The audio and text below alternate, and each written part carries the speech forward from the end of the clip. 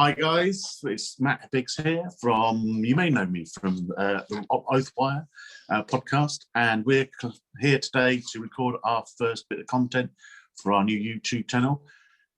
And with me today, and who's going to be doing this with me, is Brett. Hi Brett, do you want to introduce yourself?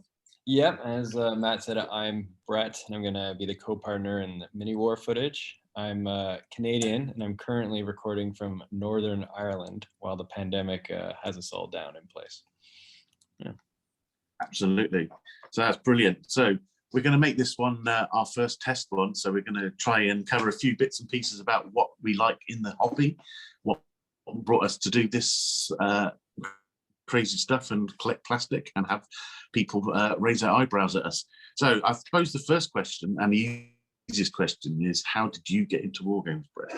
And I'm going to repeat. Are you going to ask me that one back? So I don't mind going first. I think for me, I was a sculptor as a kid, so I love making my own clay figures. So for me, it started with clay and nothing close to miniatures. And over time, I was always sculpting little warriors and fantasy creatures, and I loved it and creating their backstory.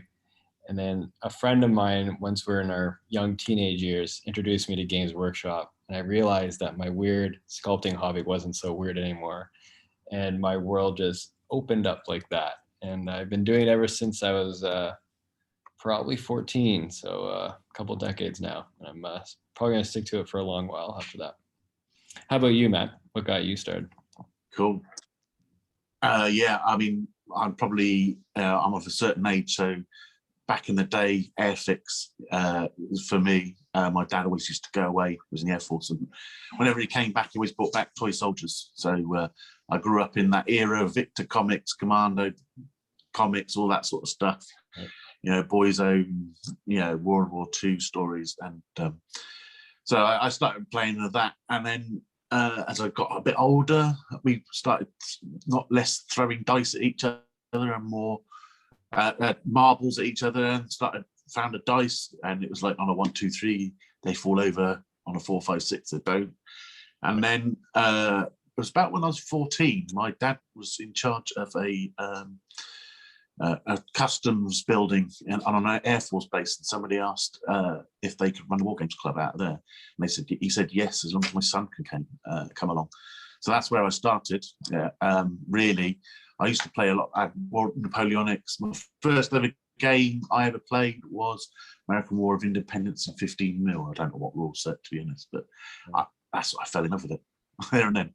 And yeah, and then the journey started. So, you know, I did a bit of this, bit of that, 6mm historical, because that's what I could afford as a 14-year-old, and have whole armies of it, not 5 or 6 figures. So yeah, that's how I got into this. And I was kind of a historical player till, well, I played D&D, but till recently. So that's where I got my fantasy kickback on.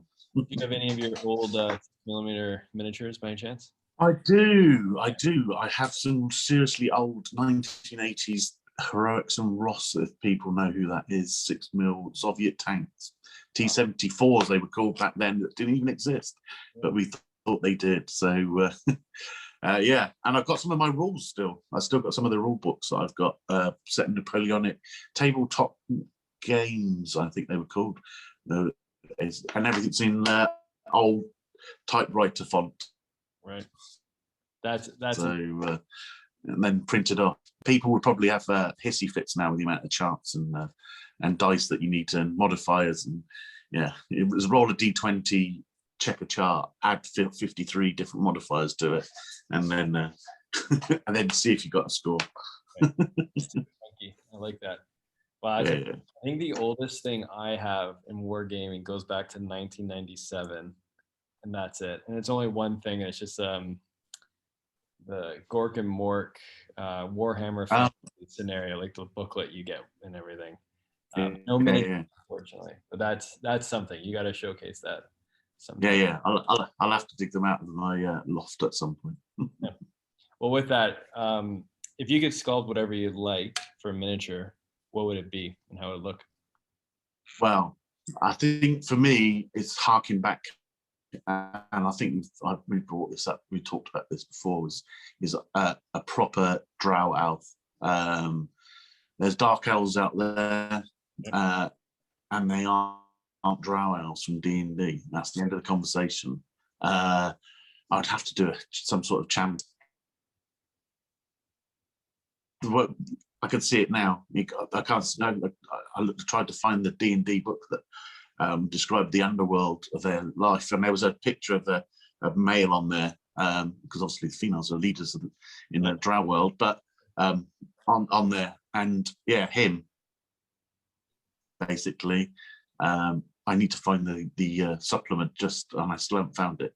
I found a couple of images, but I haven't found the full supplement. So that's what I would do. Yeah. If I had the ability to sculpt, which I don't, I can get away with some green stuff. But yeah, that would be my favourite thing to do. Okay. And actually then carry on and have a whole army like that. Yeah. And they're coming out. Yeah, elves are my thing. That's great.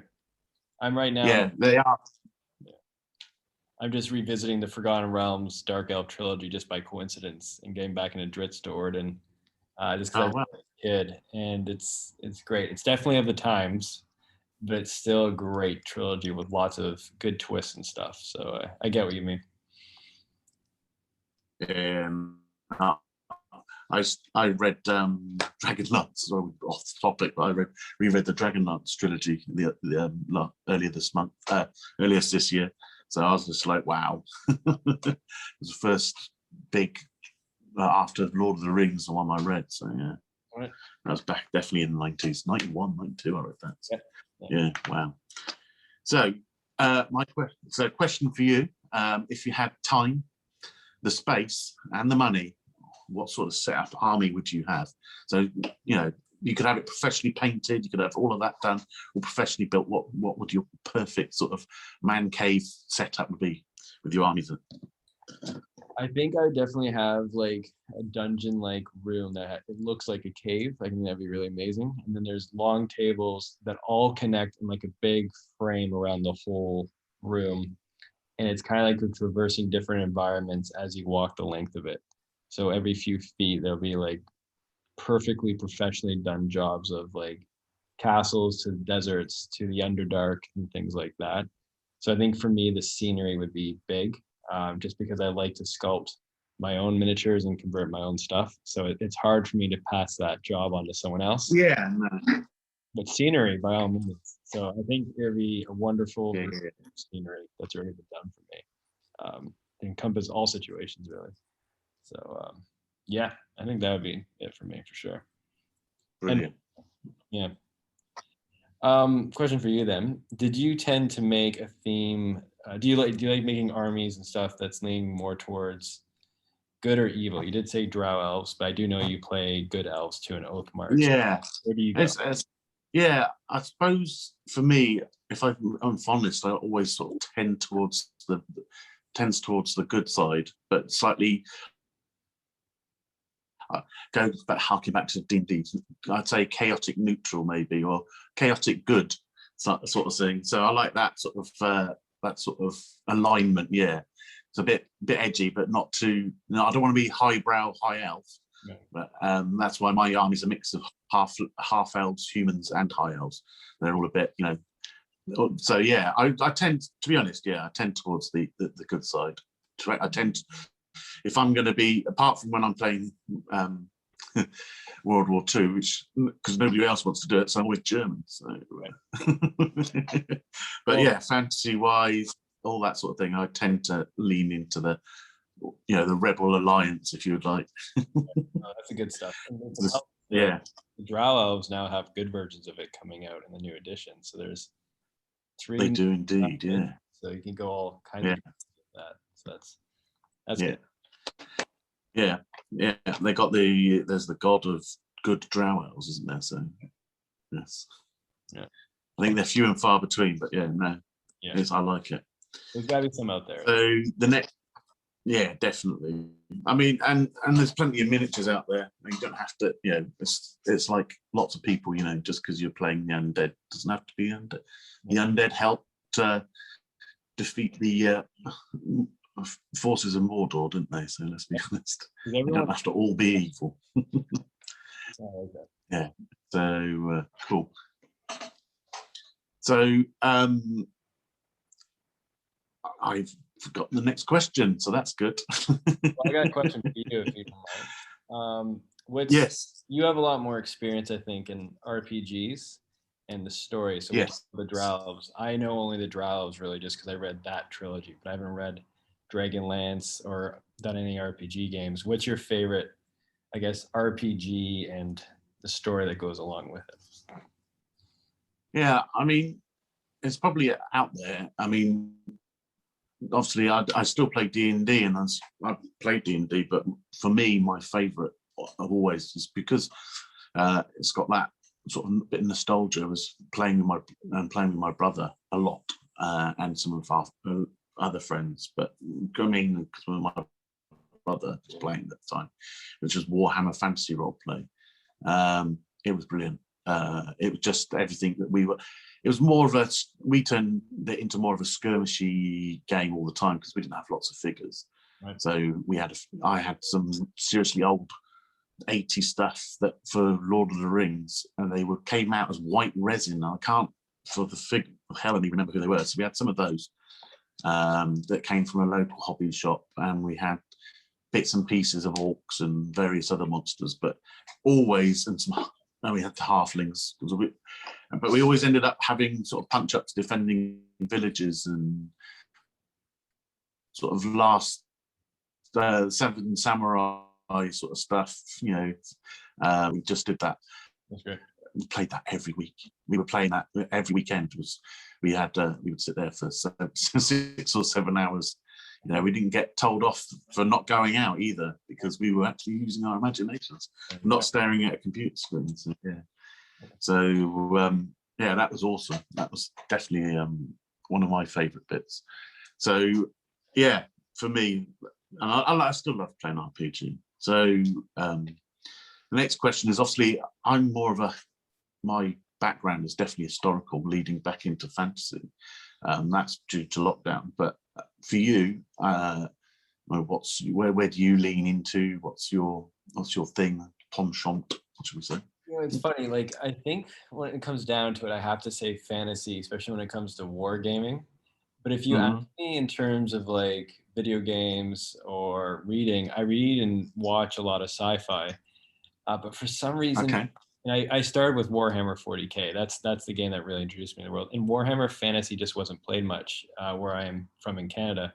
So I only knew sci-fi growing up or grim fantasy in the future, however you like to class it. But for some reason, whenever I convert a miniature and sculpt my own, it always ends up being fantasy. And I think what I like about fantasy is that it emphasizes more risk with the melee and like close combat fighting. And I love sci-fi, don't get me wrong. I just think sometimes in wargaming, shooting just is so powerful.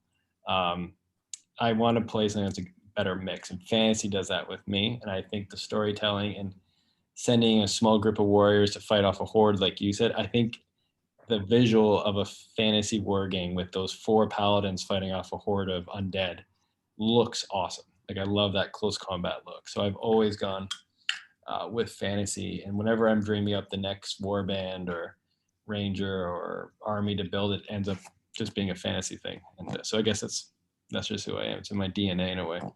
So fair enough. Yeah, I thought it wasn't, and it just reared its ugly teenage head again for me. So it's brilliant. Thank you. So I think my last, actually, I just thought that we had some other questions. My other question, actually, I've changed. So it's a bit of on spot one, but I think it's a good one. And I mean, this channel has come from kind of your thoughts. I know you're doing a fanzine type thing as well, so I'm going to get involved with that. What do you actually hope, and what do you think you're going to do in this YouTube channel? What do you want to bring to the people, as it were? I just thought that'd be quite a good one. I should ask you that too afterwards. Indeed. Yeah. I think for me, with lockdown especially, really changed my outlook on things. And I think wargaming kind of showed me how therapeutic the hobby is. Like I think growing up, at least where I'm from in Canada, like was a very niche thing, something you almost like hid away and didn't tell people. It's certainly not like it is in the UK, like where I'm from in Canada. It's very much something you just don't show off too much. And when the lockdown hit and I didn't have much to do, just because I was in Northern Ireland, I'm not from here, as I said, and like I didn't have Yeah. a lot to do. Wargaming, even just building the army, was my escapism to easily go through it, and I loved it for that. And I realized how important it was to me as a person. And with my type of career where I live in far off countries, I'm set to move to the Middle East in a couple months, where wargaming isn't well known there.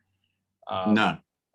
The YouTube channel is my outlet to continue that and also tell the story of my fantasy world, just to the world, to have an audience still. I think deep down we all love the game, but we also love to tell the story behind it. And the YouTube channel is really that to share with people.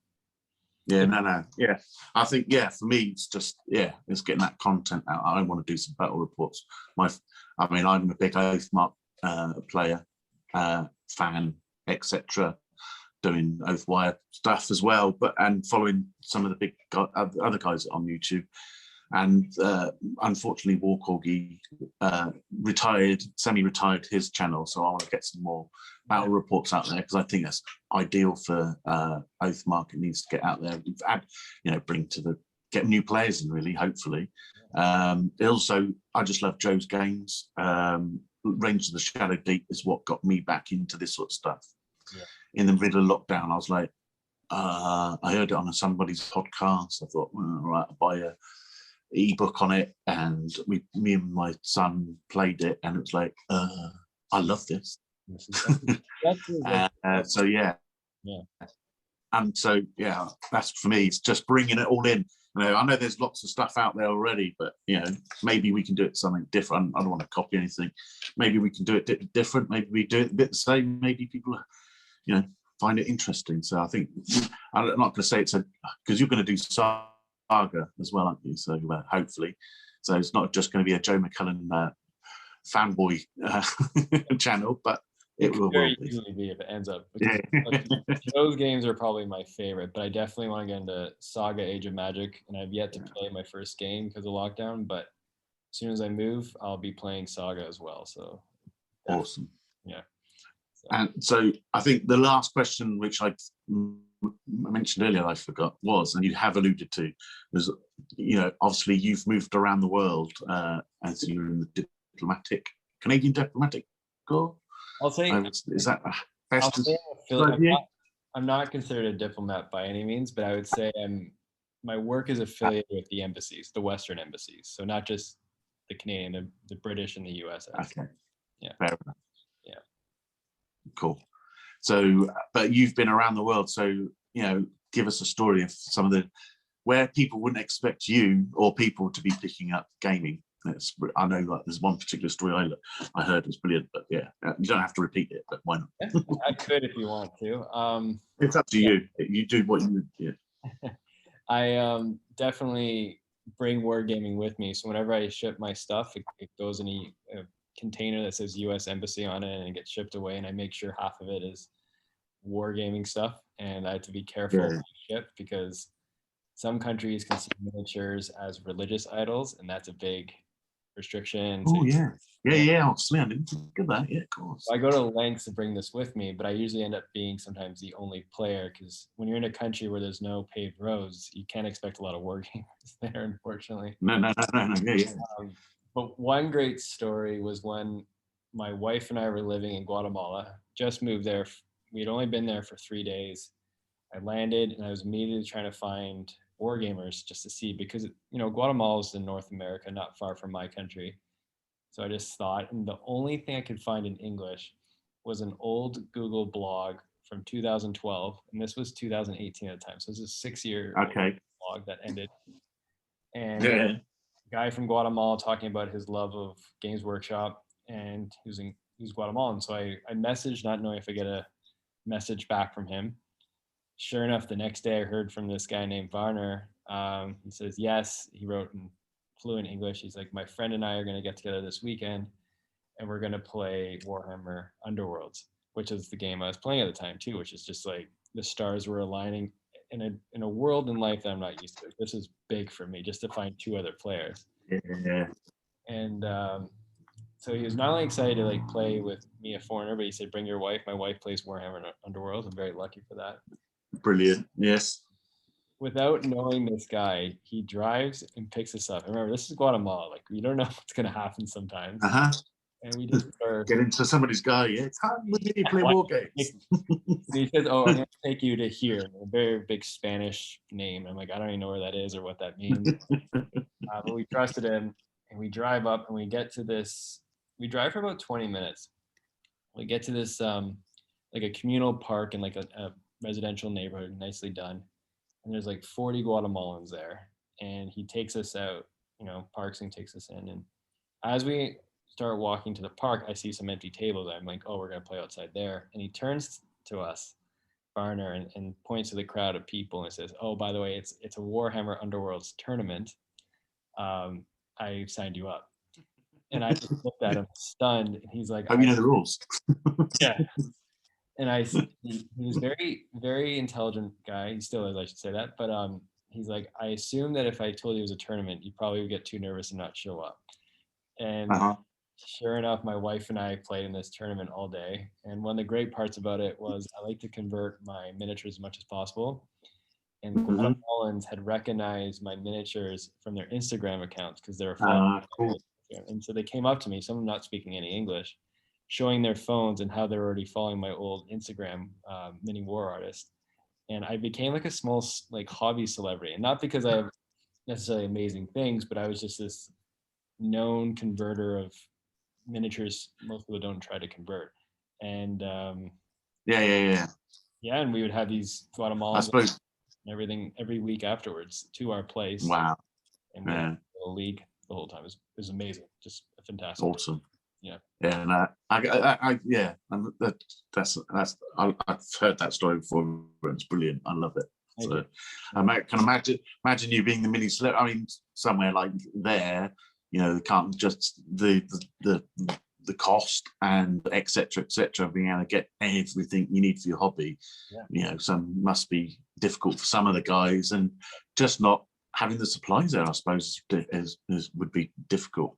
I know I spoke to a chap who's an American, actually teaches out in Brazil. He's got the same issue. He's using Craftspaint. I think he posts up on. He does post up on the Oathmark page, but he's using local paints.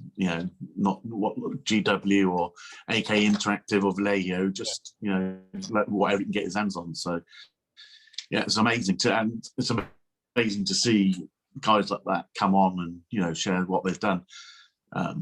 And there's a chap from Chile on the Oathmark page. He did a knuckler, amazing, sculpted it all himself, painted it. I thought, wow, yeah, that's what this hobby is about, actually. And if we can get all those guys, it'd be lovely to. I'd love to have the cash. I tell you, that 111 million that he just won on the Euros. I'd be like, okay, I'm going to go and see him, and I'm going to go and see him. Then I'm going to see him turn up with a big, not charity, but suitcase of stuff and go, here's all the stuff you need. I know you can't get it, but here you go.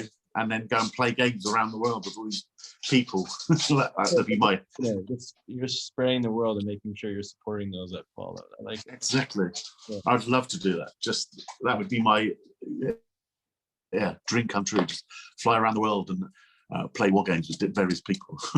If you brought those forbidden supplies, it'd be a big deal. Like, I remember when I would fly in and out from Guatemala to like Canada or the UK, where my wife is from, I would pack GW spray paint, because spray paint, for instance, you can only buy the one brand in Guatemala. It's Guatemalan.